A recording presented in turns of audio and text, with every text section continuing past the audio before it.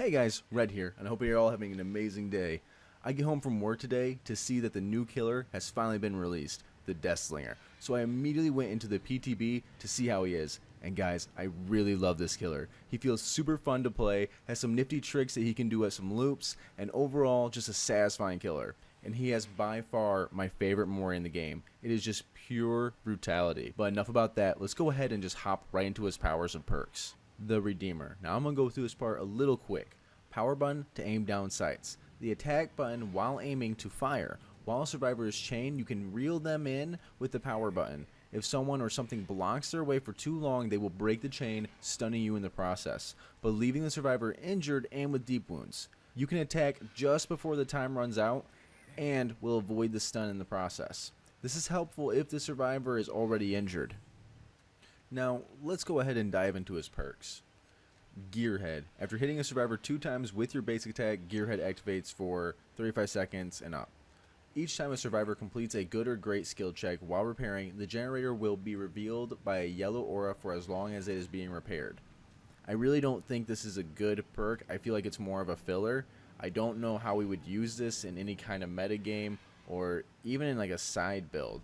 I'll test with it over the next few days and see if it has any use over at all, but it does feel like a filler perk. Dead Man's Switch. You become obsessed with one survivor. After hooking the obsession, Dead Man's Switch activates for the next 35 seconds and up.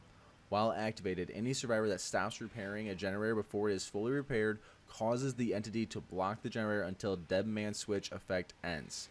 Affected generators are highlighted by a white aura. Now, I could see this actually being useful if we're using something like Ruin, just because you're blocking them from actually being able to stop the degen. But I don't know how much actual use we'll have it. I don't know if it really feels like a filler perk, or if there's going to be power behind it. We'll find out in the future, and I'll test it out in the next coming days. Hex Retribution. This is definitely my favorite perk out of the 3. A hex that lashes out upon its destruction. Those who cross you will be punished. Any survivor who cleanses a dull totem will suffer from the Oblivious status effect for 35 seconds. If any hex totem is cleansed, including this one, the auras of all survivors are revealed for 10 seconds. Now, I actually think we can do a lot with this. Dull totems and the Oblivious status effect, I think it's just overall pretty good. You can catch survivors off guard. Now, with the hex totem cleansing part, I think that can be really good with something like Haunted Grounds. If you use Haunted Grounds and one of those gets popped, you have 10 seconds to find someone, which you can see everyone, and get an insta-down for it. 100% worth. I think we're going to see this actually come a little bit more into the meta for people who like that early game push. If you aren't already, make sure to hit that like button and that subscribe button. Comment on what kind of build you want to see next on the Deathslinger. If you're not already, make sure to follow me on Twitter. It'll be in the link below. And if you want to meet some new people and have some fun in games with everybody, feel free to join the Discord. But other than that, guys, let's get into the game. I actually really wanted to play as Russ Wrestling plays today to see if he feels good at the loops here with his power like the Huntress. Now, we're running no slowdown perks since I didn't have any blood points to spend this time, so we're running a totem build with Devour Hope, Third Seal for blinding, and Retribution for some intel and Oblivious status effect. But that does mean we have to find someone pretty quick. I managed to hear the gen being worked on, and I positioned myself so I can walk up the hill and have good coverage for a shot. Luckily for me, we don't need it, as I get a nice little hit there on Jake.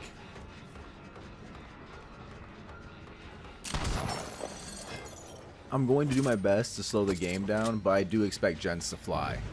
Third Seal is down, but Retribution helps a ton here as Serena is oblivious and doesn't notice that she's in my sights. We reel her in, but some thickness gets in the way and eats the hit.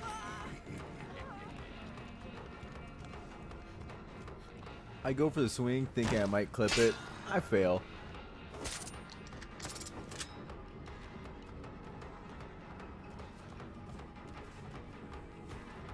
I begin the chase, but I quickly realize I don't have a lot of time for a strong loop like this one. So I change focus and go for some easier targets by snagging Jake in the doorway.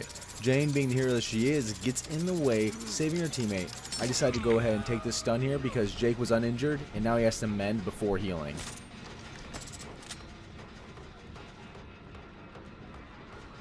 This loop is something I want to test out and see if the hitbox is like the Huntress.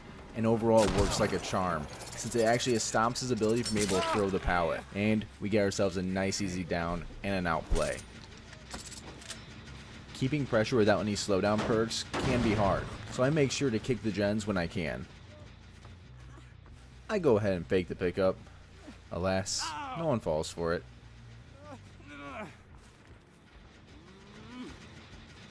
I want him somewhere close to this gen to entice the survivors to go for the save and give me time to stop the gen from being completed.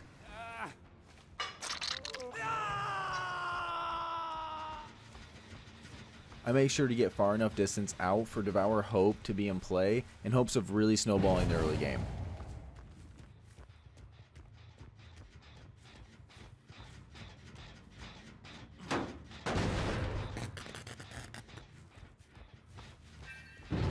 Now, I typically don't like going immediately back to the hook, but I want to keep the gens on this side from being completed, and the one closest to the hook is close to being done.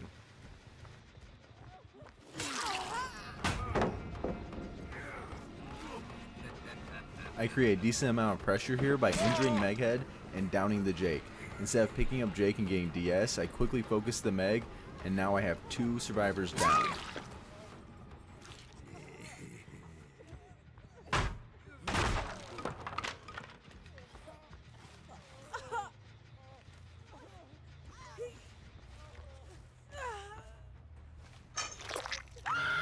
My overall plan here is to use Jake as a decoy since I can't pick him up, and check the gens while getting out of range for Devour.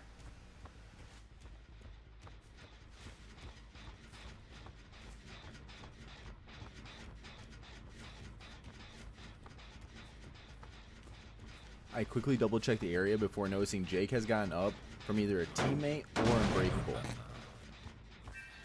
Noticing Jane, I take a quick shot, but after missing, I decide to go back to hook to keep up some pressure and in hopes of finding the remaining survivors. I also find out here that the chain has decent but not infinite range.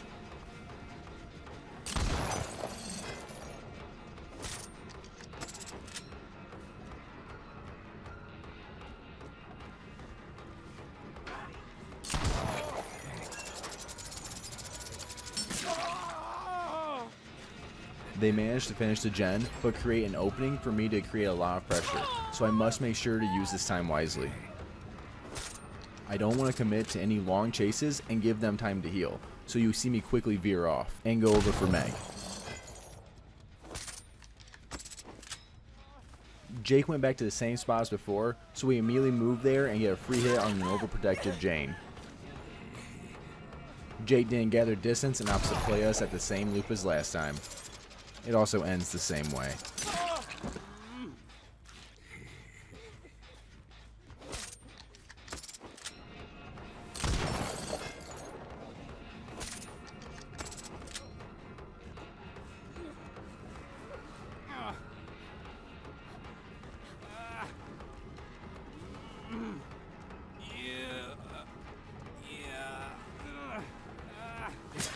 This is something I'll never understand. Taking a free hit when there's no chance to save is a waste of time and benefits the killer. Oof.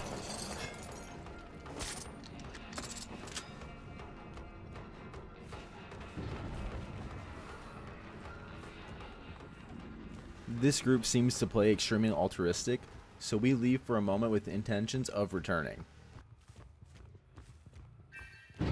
This is overall a great angle as we can see both sides that survivors could run to. This is the most satisfying thing as a killer. Tell me I'm wrong. Devour Hope comes in like a wrecking ball with the insta down. I opt not to go for the pickup in order to use my time and look for another quick down.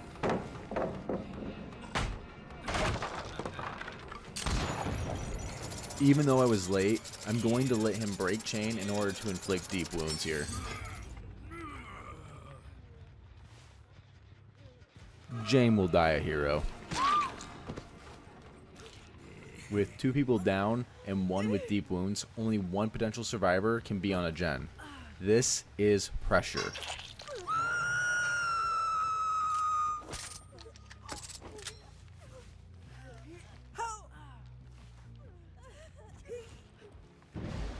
Devour Hope goes down, but I got a ton of use out of it, and with Retribution, I see that both survivors are on the other side of the map.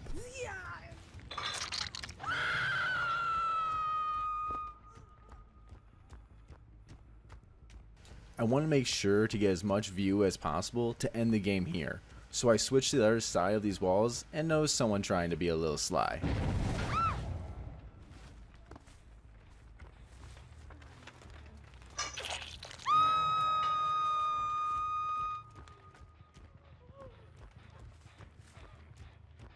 Jake ends up being the last survivor, so we have ourselves some fun.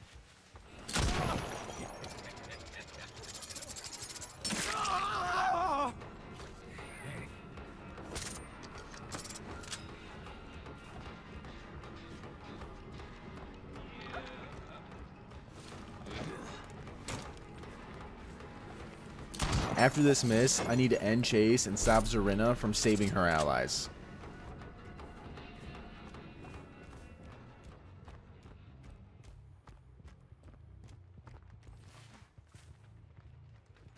The chain play comes in clutch as we snag her just before she can save, and bring her to our level for some fun times. I leave her on the ground as I suspect Jake will go for the save, but fail to actually see any scratch marks on that side. I notice them when I come here, but unfortunately for me it's too late.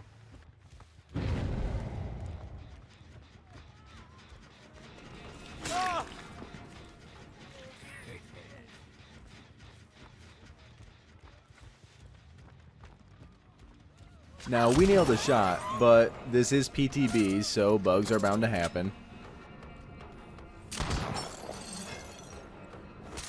Since it hasn't been too long since Zarina has been on hook, I go to Jake in order to eliminate him and hopefully bring Jane back to us.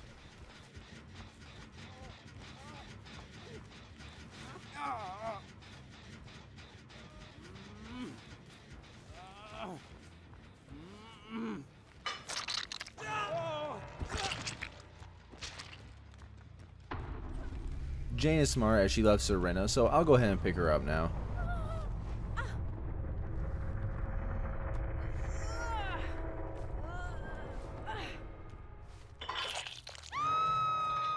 Jane manages to heal, so I need to find her fast if I want to end the game. Luckily for me, Jane left some scratch marks.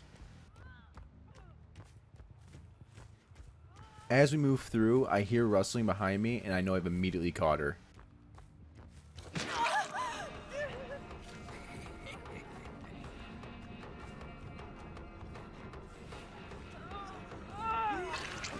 She gets the save, but with some reflexes, I'm able to quick shot myself with Zarina.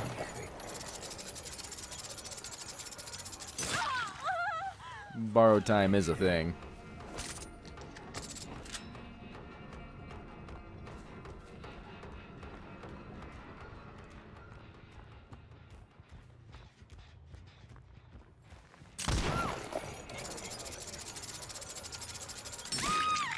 And with that, we get our first 4K with Deathslinger. And my god, what a fun killer he is. It is very possible he becomes my new main. So if you have 15 minutes to wait in queue, it's totally worth it to have a try at this killer. And I'm super hyped to play him on the live servers with some actual perks. I want to thank you all for tuning in and enjoying this killer with me. I hope you all have great games and get to play the new killer and new survivor. If you made it all the way through the video, give me a comment on your favorite part of Deathslinger. Before I go though, I have to show you the Mori of this guy.